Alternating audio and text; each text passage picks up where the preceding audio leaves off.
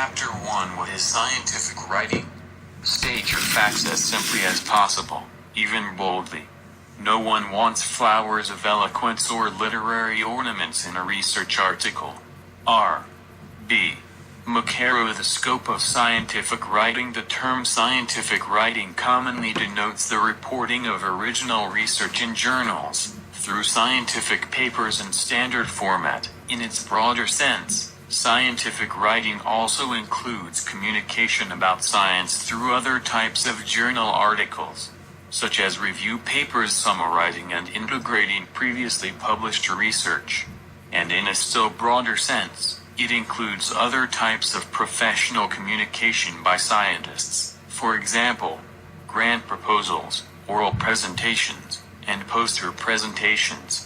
Related endeavors include writing about science for the public, sometimes called science writing. The need for clarity. The key characteristic of scientific writing is clarity. Successful scientific experimentation is the result of a clear mind attacking a clearly stated problem and producing clearly stated conclusions. Ideally, clarity should be a characteristic of any type of communication. However, when something is being said for the first time, clarity is essential. Most scientific papers, those published in our primary research journals, are accepted for publication precisely because they do contribute new knowledge. Hence, we should demand absolute clarity in scientific writing. Receiving the signals. Most people have no doubt heard this question: if a tree falls in the forest and there is no one there to hear it fall, does it make a sound? The correct answer is no. Sound is more than pressure waves, and indeed there can be no sound without a hearer. And similarly, scientific communication is a two-way process. Just as a signal of any kind is useless unless it is perceived, a published scientific paper, signal, is useless unless it is both received and understood by its intended audience. Thus we can restate the axiom of science as follows: a scientific experiment is not complete until the results have been published and understood. Publication is no more than pressure waves unless the published paper is understood. Too many scientific papers fall silently in the woods. Understanding the signals. Scientific writing is the transmission of a clear signal to a recipient. The words of the signal should be as clear, simple, and well ordered as possible. In scientific writing, there is little need for ornamentation. Flowery literary embellishments, metaphors, similes, idiomatic expressions, are very likely to cause confusion and should seldom be used in research papers. Science is simply too important to be communicated in anything other than words of certain meaning. And the meaning should be clear and certain, not just to peers of the author, but also to students just embarking on their careers, to scientists reading outside their own narrow disciplines, and especially to those readers, most readers today, whose native language is other than English. Many kinds of writing are designed for entertainment. Scientific writing has a different purpose: to communicate new scientific findings. Scientific writing should be as clear and simple as possible. Understanding the context. What is clear to a recipient depends both on what is transmitted and how the recipient interprets it. Therefore, communicating clearly requires awareness of what the recipient brings. What is the recipient's background? What is the recipient seeking? How does the recipient expect the writing to be organized? Clarity in scientific writing requires attentiveness to such questions. As communication professionals advise, know your audience. Also know the conventions, and thus the expectations, for structuring the type of writing that you are doing. Organization and language in scientific writing. Effective organization is a key to communicating clearly and efficiently in science. Such organization includes following the standard format for a scientific paper. It also includes organizing ideas logically within that format.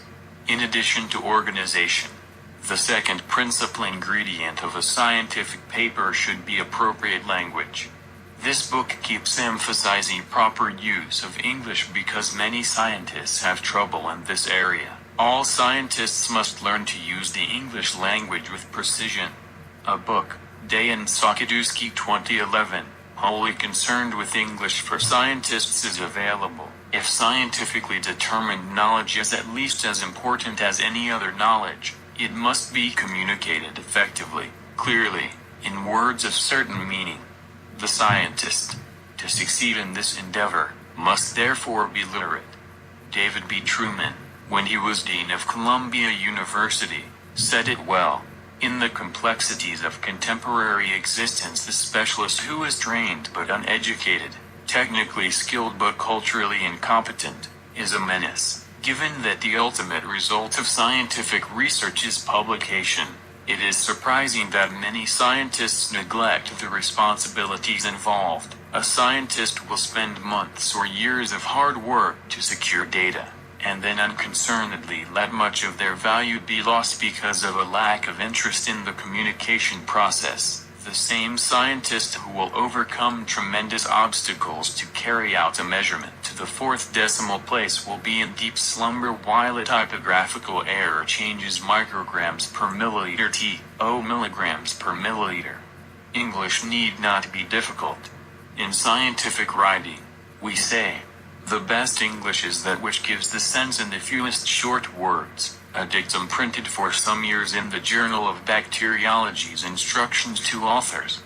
Literary devices, metaphors and the like, divert attention from substance to style. They should be used rarely in scientific writing. Chapter 3 Approaching a writing project. Writing is easy. All you do is stare at a blank sheet of paper until drops of blood form on your forehead. Gene Fowler. Establishing the mindset. The thought of preparing a piece of scientific writing can intimidate even the best writers. However, establishing a suitable mindset and taking an appropriate approach can make the task manageable. Perhaps most basic, remember that you are writing to communicate, not to impress. Readers of scientific papers want to know what you did, what you found, and what it means. They are not seeking great literary merit. If you do good research and present it clearly, you will please and satisfy readers. Indeed, in scientific writing, readers should notice mainly the content, not the style. Realize that those reading your work want you to do well. They are not out to thwart you. Journal editors are delighted to receive good papers. Ditto for the scientists they enlist as referees, peer reviewers, to help evaluate your work. Likewise, if you are a student, professors want you to do well. Yes, these people often make constructive criticisms, but they are not doing so because they dislike you. Rather, they do so because they want your work to succeed. Do not be paralyzed by the prospect of criticism. Rather, feel fortunate that you will receive feedback that can help your writing to be its best. Preparing to write in the laboratory, careful preparation helps experiments proceed smoothly and efficiently. Much the same is true of scientific writing. By preparing carefully before you start to compose a manuscript, you can make writing relatively easy and painless. Of course, in our unbiased view, preparing to write should include reading this book and keeping it on hand to consult. Our publisher suggests buying a copy for your office or lab, a copy to use at home, and maybe one to keep in your car or boat, but using this book is only a start. The following also can help. Good writing is largely a matter of effective imitation. Therefore, obtain copies of highly regarded scientific papers in your research area, including papers in the journal to which you plan to submit your current work. Notice how these papers are written. For example, what sections do they include, and in what order? How long do the various sections tend to be? What types of subheadings, if any, tend to be included? How many figures and tables, and what types thereof, are typical? Especially if you are a non-native speaker of English, what seem to be some standard phrases that you could use in presenting your own work? Using published papers as models can prepare you to craft a manuscript that will be suitable to submit. Successful writing also entails following instructions. Essentially, every scientific journal issues instructions to authors. Following these instructions takes much of the guesswork out of writing and can save you from the unpleasant task of rewriting a paper because it did not meet the journal's specifications. If instructions are long, some journals' instructions run several pages or more. Underline or highlight the key points to remember. Alternatively, you may list on colored paper so you can easily find them those points most relevant to the paper you will write. Also consider bookmarking on your computer the journal's instructions to authors, especially if the instructions encompass links for accessing different parts of their content. For more detailed guidance, for instance, on nomenclature, reference formats, and grammar, instructions for authors often refer readers to standard style manuals. Among style manuals commonly used in the sciences are the following: the ACS, American Chemical Society, Style Guide, Coghill and Garson 2006, AMA, American Medical Association, Manual of Style, Iverson et al., 2007, the Chicago Manual of Style, 2010, Publication Manual of the American Psychological Association, 2010, Scientific Style and Format, Style Manual Subcommittee, Council of Science Editors 2014. New editions of these manuals come out from time to time. Increasingly, such manuals are available in online versions as well as in print. Look for the most recent edition of the style manual you will use. Commonly, you can find such style manuals in the reference sections of academic and other libraries. Many libraries also offer online access to style manuals.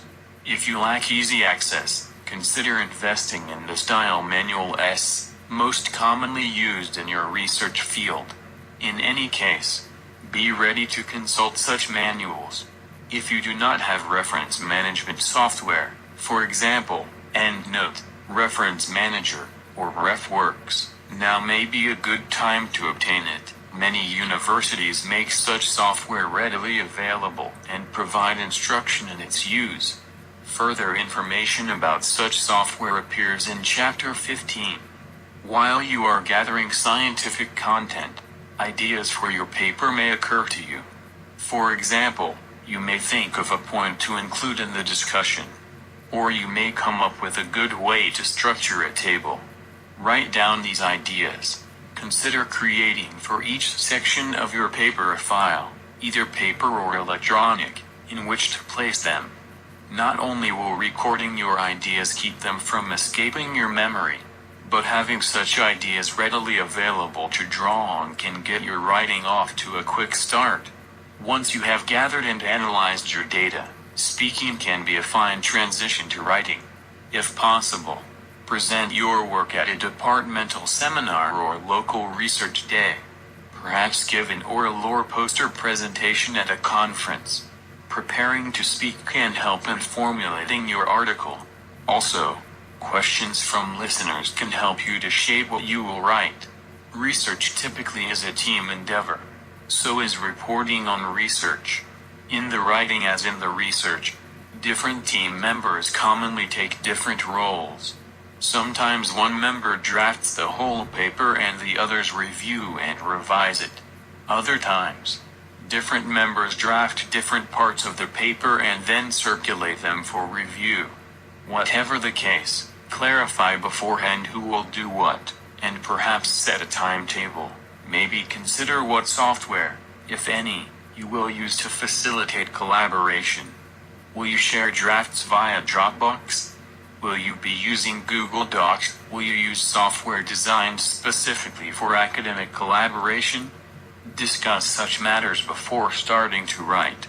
To facilitate writing, do lots of pre-writing. For example, stack copies of published papers in the order in which you plan to cite them. Make outlines. List points you wish to make in a given section, and sort and resort them until you are pleased with the order. Perhaps make a formal outline. By doing much of the thinking and organization beforehand, you can lower the activation energy needed to write a paper. In fact, such pre-writing can catalyze the writing process so well that you find yourself eager to write. In preparing to write, realize that sometimes ideas must percolate for a while. If, for example, you cannot come up with an effective way to begin your paper or to structure a section, take a break. Exercise for a while. Take a nap, or maybe discuss your work with someone.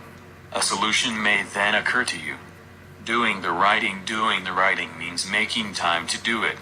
Most of us in science are busy. If writing must wait until we have extra time, it might never get done.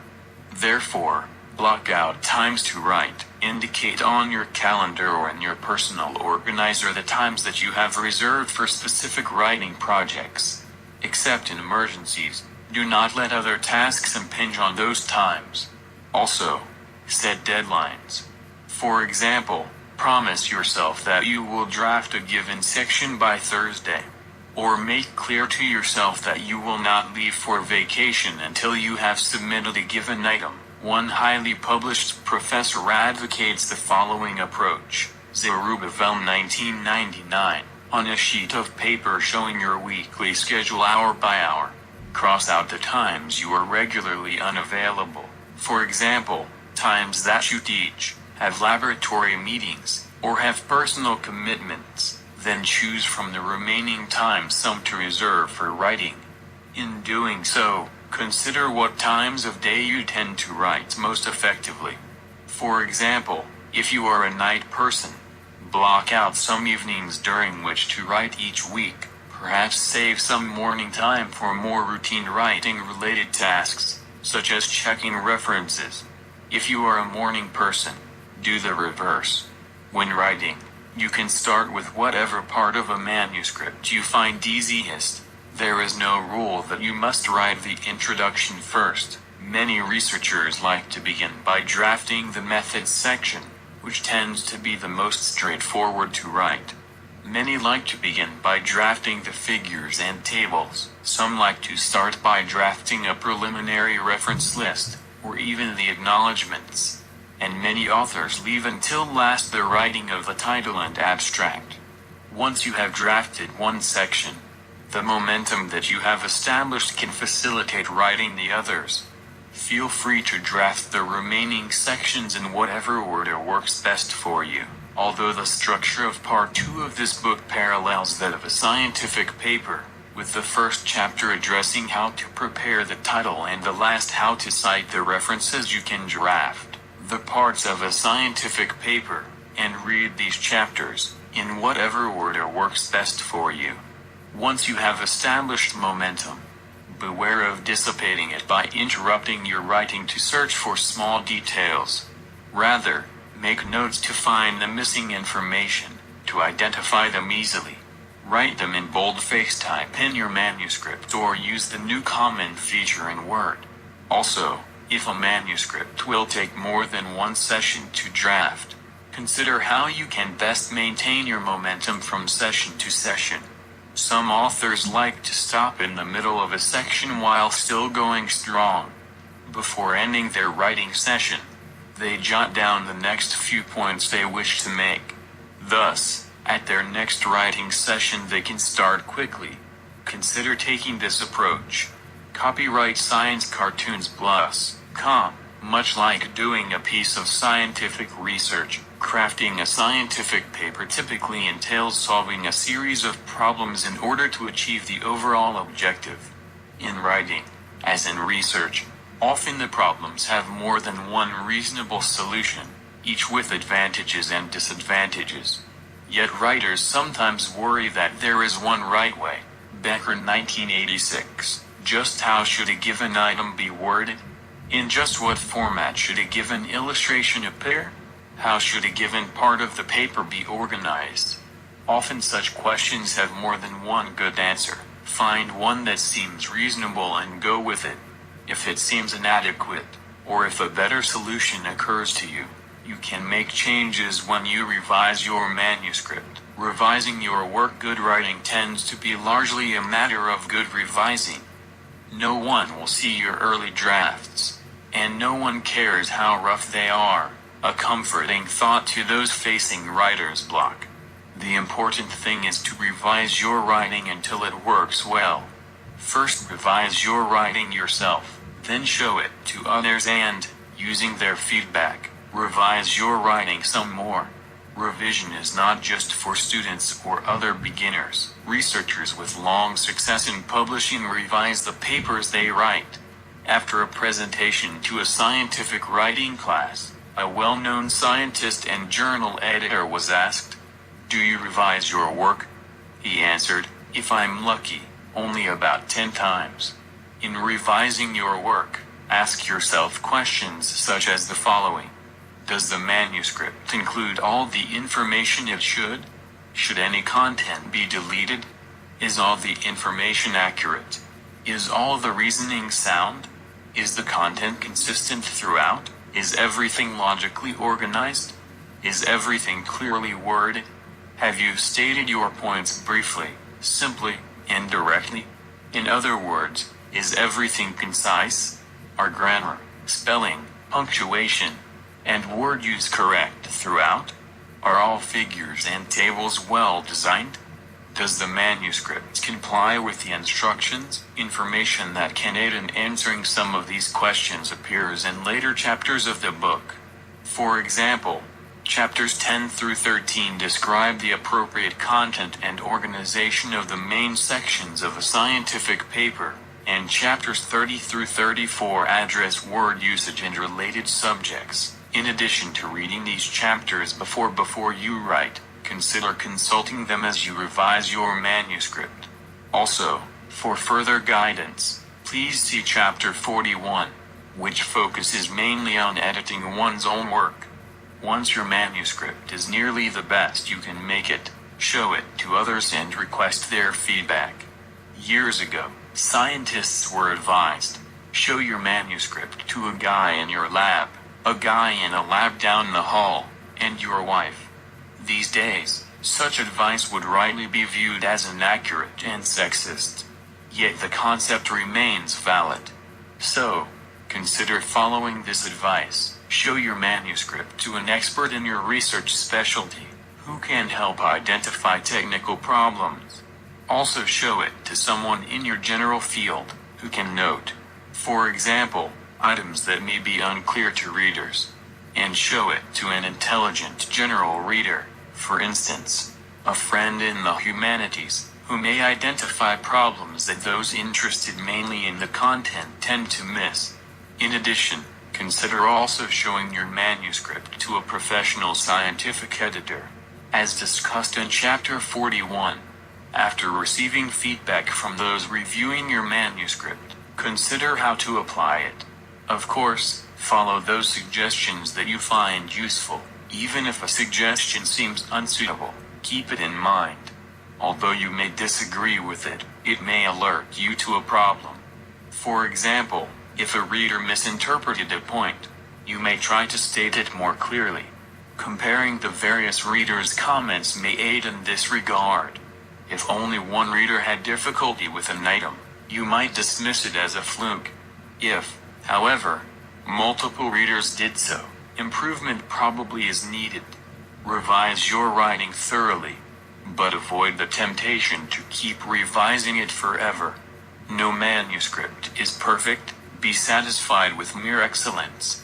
Journal editors and others will be pleased to receive the fine manuscripts you prepare by following the advice in this chapter and the rest of this book. Chapter 4. What is a scientific paper? Without publication, science is dead. Gerard Piel. Definition of a scientific paper. A scientific paper is a written and published report describing original research results. That short definition must be qualified, however, by noting that a scientific paper must be written in a certain way, as defined by tradition, editorial practice, scientific ethics, and the interplay of printing and publishing procedures. To properly define scientific paper, we must define the mechanism that creates a scientific paper, namely, valid, that is, primary, publication. Abstracts, theses, conference reports, and many other types of literature are published, but such publications do not normally meet the test of valid publication. Further, even if a scientific paper meets all the other tests, it is not validly published if it is published in the wrong place. That is, a relatively poor research report, but one that meets the tests, is validly published if accepted and published in the right place, a primary journal or other primary publication. A superbly prepared research report is not validly published if published in the wrong place. Most of the government literature and conference literature, as well as institutional bulletins and other ephemeral publications, do not qualify as primary literature.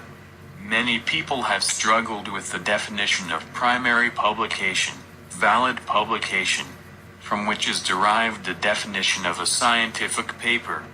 The Council of Biology Editors, CBE, now the Council of Science Editors, CSE, arrived at the following definition. Council of Biology Editors 1968, p. 2.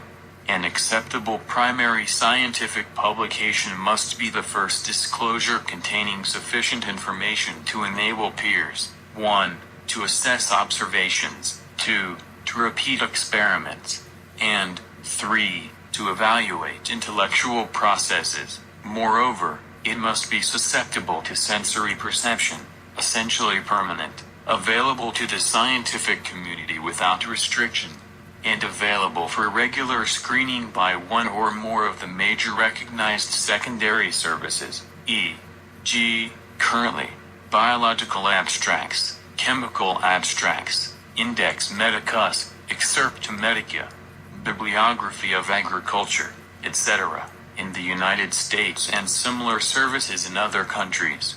At first reading, this definition may seem excessively complex, or at least verbose, but those who had a hand in drafting it weighed each word carefully and doubted that an acceptable definition could be provided in appreciably fewer words. Because it is important that students, authors, editors, and all others concerned understand what a scientific paper is and what it is not, it may be helpful to work through this definition to see what it really means. An acceptable primary scientific publication must be the first disclosure. Certainly, first disclosure of new research data often takes place via oral presentation at a scientific meeting, but the thrust of the CBE statement is that disclosure is more than disgorgement by the author. Effective first disclosure is accomplished only when the disclosure takes a form that allows the peers of the author, either now or in the future, to fully comprehend and use that which is disclosed. Thus, sufficient information must be presented so that potential users of the data can 1. assess observations, 2. repeat experiments, and 3. evaluate intellectual processes. Are the author's conclusions justified by the data? Then, the disclosure must be susceptible to sensory perception. This may seem an awkward phrase, because in normal practice it simply means published. However, this definition provides for disclosure not just in terms of printed visual materials, printed journals and the no longer widely used media called microfilm and microfiche, but also in non-print, non-visual forms. For example, publication in the form of audio recordings, if that publication met the other tests provided in the definition, would constitute effective publication. And, certainly, electronic journals meet the definition of valid publication. What about material posted on a website? Views have varied and can depend on the nature of the material posted. For the most current information, consult materials from professional organizations and journals in your field.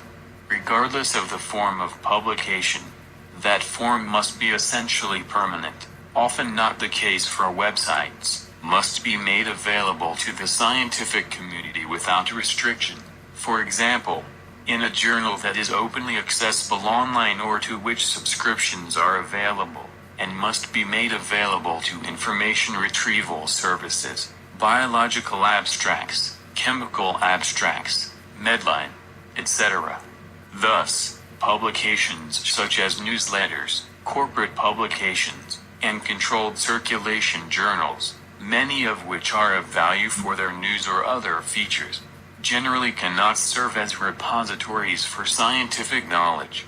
To restate the CBE definition in simpler but not more accurate terms, primary publication is 1. The first publication of original research results, 2.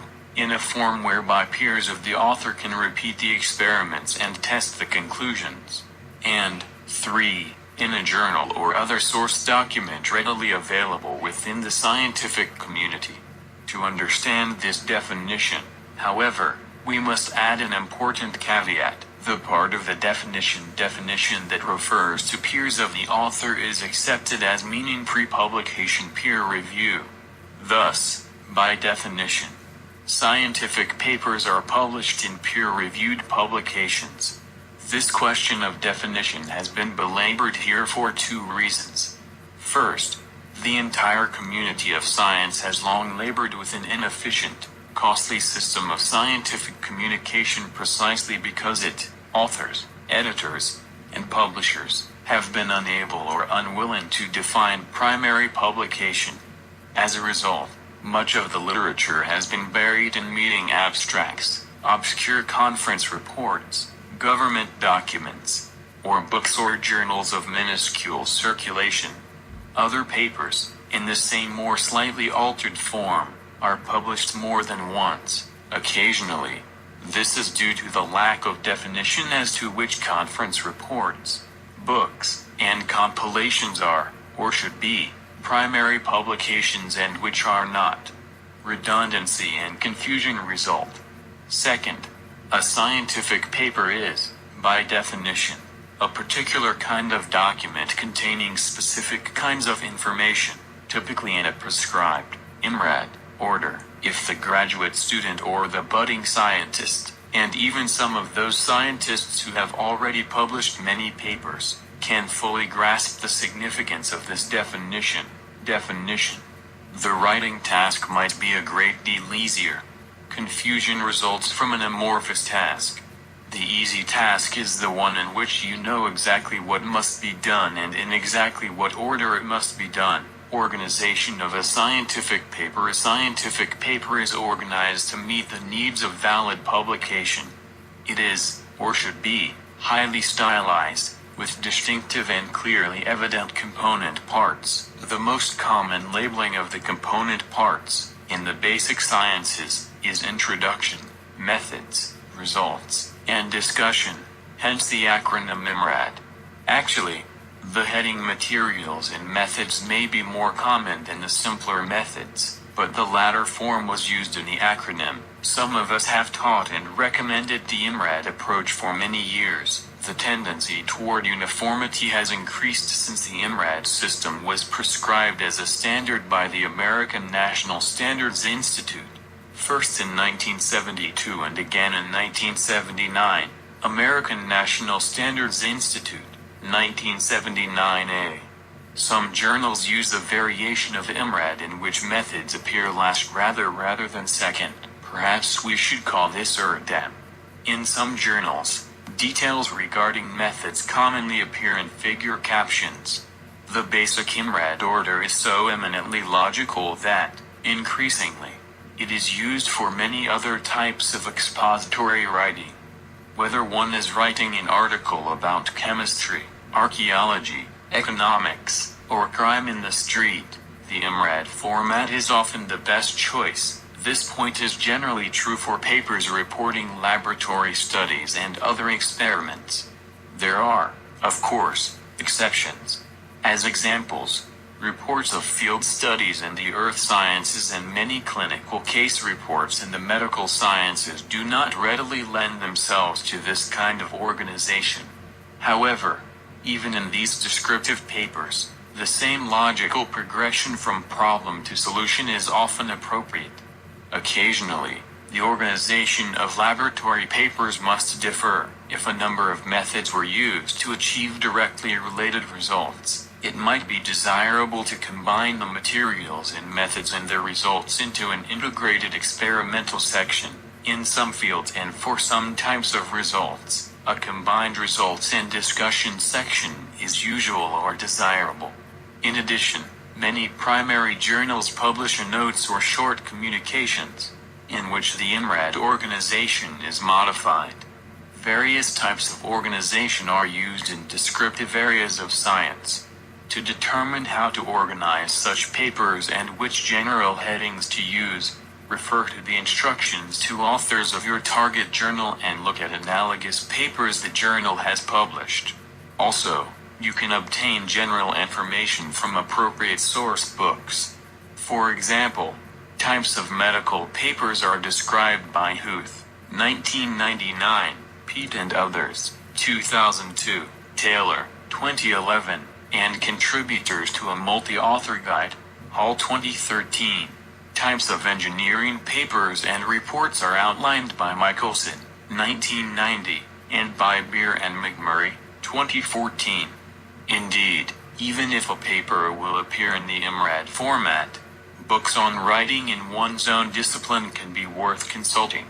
Examples of such books include those in Biomedical Science by Zeiger, 2000, The Health Sciences by Lang, 2010, In Chemistry by Ebel, Bliefert, and Russi, 2004, and In Psychology by Sternberg and Sternberg, 2010. In short, the preparation of a scientific paper has less to do with literary skill than with organization. A scientific paper is not literature. The preparer of a scientific paper is not an author in the literary sense. As an international colleague noted, this fact can comfort those writing scientific papers other than in their native language. Some old-fashioned colleagues think that scientific papers should be literature, that the style and flair of an author should be clearly evident, and that variations in style encourage the interest of the reader. Scientists should indeed be interested in reading literature, and perhaps even in writing literature, but the communication of research results is a more prosaic procedure.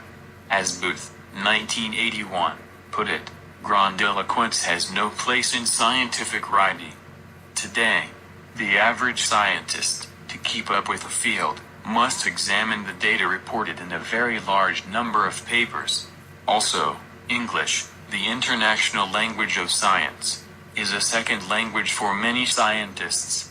Therefore, scientists, and of course editors, must demand a system of reporting data that is uniform, concise, and readily understandable. Shape of a scientific paper. Imagine that a friend visits your laboratory or office. The friend is unfamiliar with your research and wants to know about it. To orient your friend, first you identify your general research area and say why it is important. Then you state the specific focus of your research, summarize how you gathered your data, and say what you found. Finally, you discuss the broader significance of your findings. The friend now has a new understanding, and, if you are lucky, he or she might buy you lunch. Although intended for readers who are more knowledgeable, a scientific paper should take much the same approach, first providing broad orientation, then focusing narrowly on the specific research, and then considering the findings in wider context.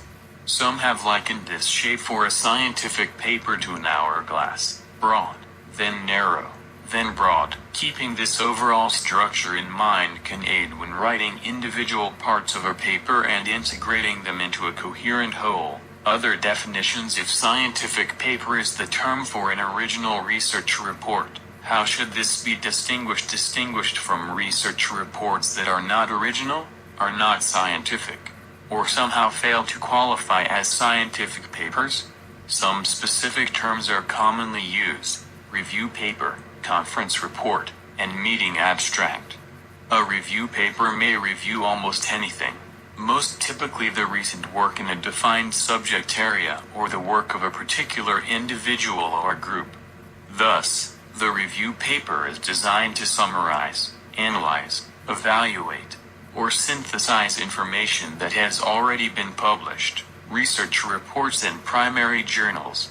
Although much or all of the material in a review paper has previously been published, the problem of dual publication, duplicate publication of original data, does not normally arise because the review nature of the work is usually obvious, often from the title of the periodical, such as microbiology and molecular biology reviews or annual review of astronomy and astrophysics.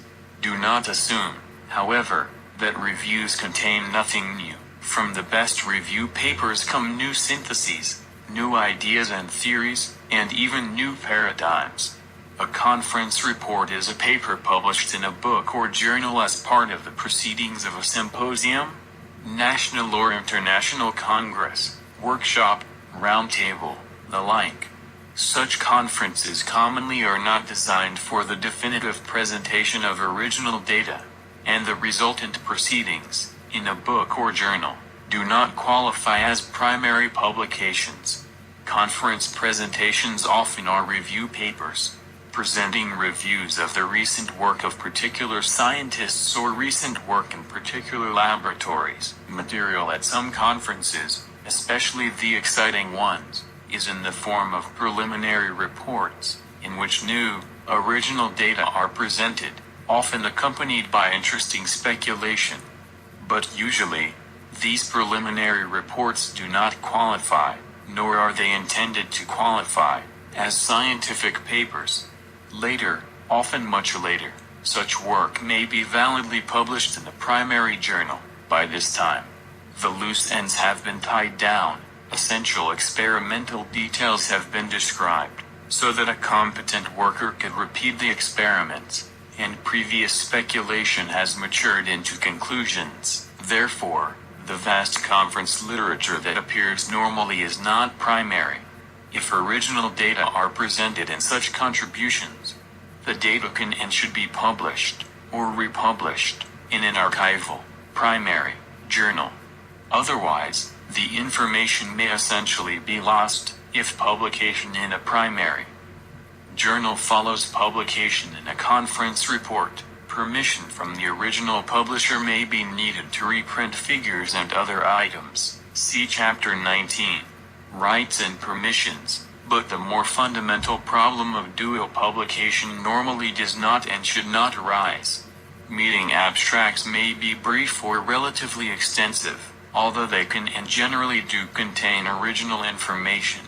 They are not primary publications, and publication of an abstract should not preclude later publication of the full report. Traditionally, there was little confusion regarding the typical one-paragraph abstracts published as part of the program or distributed along with the program at a national meeting or international congress. It was usually understood that many of the papers presented at these meetings would later be submitted for publication in primary journals. Sometimes conference organizers request extended abstracts, or synoptics. The extended abstract can supply almost as much information as a full paper, mainly it lacks the experimental detail. However, precisely because it lacks experimental detail, it cannot qualify as a scientific paper. Those involved with publishing these materials should see the importance of careful definition of the different types of papers. More and more publishers, conference organizers, and individual scientists are agreeing on these basic definitions, and their general acceptance will greatly clarify both primary and secondary communication of scientific information. Chapter 5 Ethics in Scientific Publishing. A.L.L. Scientists have an unwritten contract with their contemporaries and those whose work will follow to provide observations honestly obtained, recorded, and published. C.B.T. Style Manual Committee Ethics as a foundation before writing a scientific paper and submitting it to a journal. And indeed, before embarking on your research, you should know the basic ethical norms for scientific conduct and scientific publishing. Some of these norms may be obvious, others not. Therefore, A basic overview is provided below. Graduate students and others seeking further information on ethics and scientific publishing and more broadly in science may do well to consult on Being a Scientist. Responsible Conduct in Research, Committee on Science, Engineering, and Public Policy 2009, which contains both guidance and case studies and is accompanied online by a video. Other resources include ethics chapters and style manuals in the sciences. Authenticity and accuracy that research reported in a journal should actually have been done may seem too obvious to mention, yet cases exist in which the author simply made up data in a paper, without ever doing the research. Clearly, such dry labbing, or fabrication, is unethical. Fiction can be a grand pursuit, but it has no place in a scientific paper. More subtle, and probably more common, are lesser or less definite deviations from accuracy, omitting outlying points from the data reported, preparing figures in ways that accentuate the findings misleadingly, or doing other tweaking. Where to draw the line between editing and distortion may not always be apparent. If in doubt, seek guidance from a more experienced scientist in your field, perhaps one who edits a journal. The advent of digital imaging has given unethical researchers new ways to falsify findings. Journal editors, though, have procedures to detect cases in which such falsification of images seems probable, and ethical researchers may rightly wonder what manipulations of digital images are and are not valid. Sources of guidance in this regard include recent sets of guidelines for use in manipulation of scientific digital images, Chromie 2010, 2012. For research that includes statistical analysis, reporting accurately includes using appropriate statistical procedures, not those that may distort the findings. If in doubt, obtain the collaboration of a statistician. Enlist the statistician early, while still planning the research, to help ensure that you collect appropriate data. Otherwise, ethical problems may include wasting resources and time. In the words of R.A. Fisher, 1938, to consult the statistician after an experiment is finished is often merely to ask him to conduct a post-mortem examination. Originality as discussed in the previous chapter. The findings in a scientific paper must be new. Except in rare and highly specialized circumstances, they cannot have appeared elsewhere in the primary literature. In the few instances in which republication of data may be acceptable, for example, in a more extensive case series or if a paper is republished in another language, the original article must be clearly cited, lest readers erroneously conclude that the old observations are new. To republish a paper, either in another language or for readers in another field, permission normally must be obtained from the journal that originally published the paper. Beginning scientists sometimes wonder whether they may submit the same manuscript to 2 or more journals simultaneously. After all, a candidate can apply to several graduate programs at once and then choose among those offering acceptance. An analogous situation does not hold for scientific papers. Simultaneous submission wastes resources and is considered unethical. Therefore, begin by submitting your paper only to your first choice journal. If that journal does not accept your paper, you can then proceed to the next journal on your list. Originality also means avoiding salami science, or, for vegetarians, cucumber science. Science that is, thinly slicing the findings of a research project, as one might slice a sausage or cuke, in order to publish several papers instead of one, or, in the case of a large research project, many papers instead of a few. Good scientists respect the integrity of their research and do not divide it excessively for publication. Likewise, good hiring committees and promotion committees look at the content of publications, rather than only the number, and so are not fooled by salami science. Credit good scientists build on each other's work. They do not, however, take credit for others' work. If your paper includes information or ideas that are not your own, be sure to cite the source. Likewise, if you use others' wording, remember to place it in quotation marks, or to indent it, if the quoted material is long, and to provide a reference.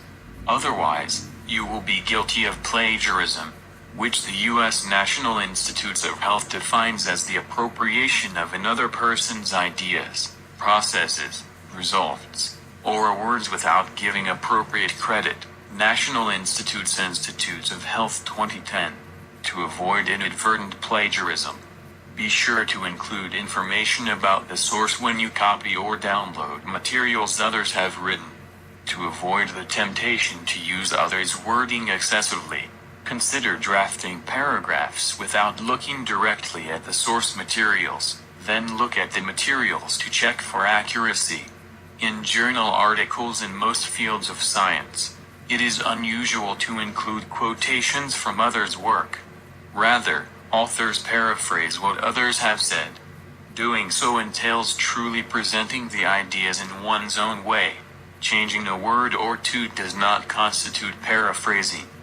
On rare occasions, for example, when an author has phrased a concept extraordinarily well, quoting the author's own phrasing may be justified. If you are unsure whether to place in quotation marks a series of words from a publication, do so.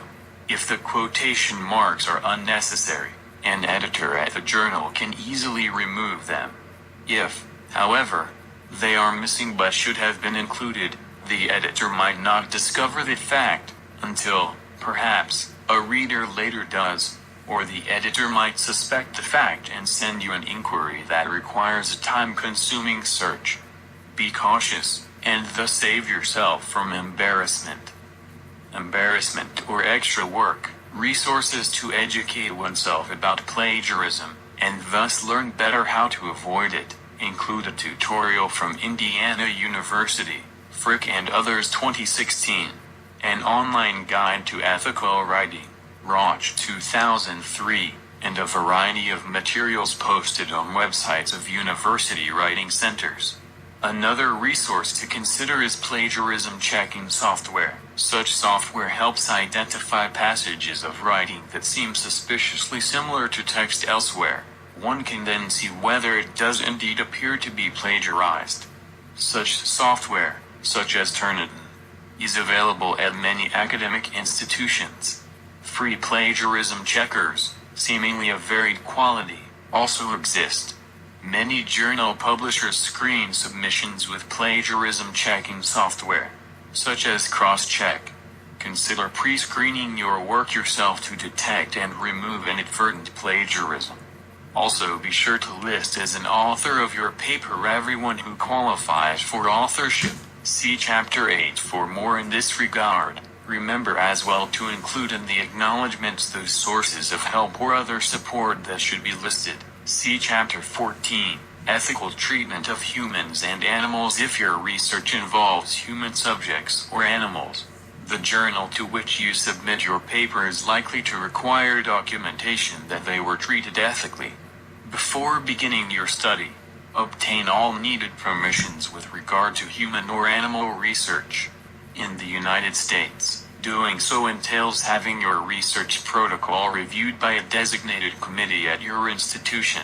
Then, in your paper, provide the needed statement tests. In this regard, for guidance, see the instructions to authors for the journal to which you are submitting your paper, and use as modules papers similar to yours that have appeared in the journal.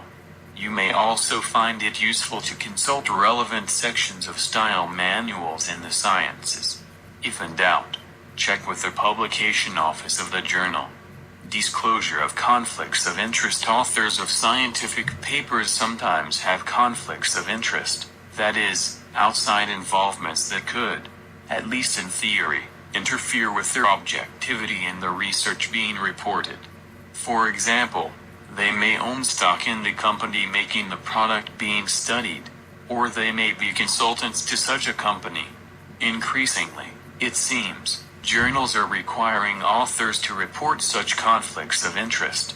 Some have checklists for doing so, and others ask more generally for disclosure.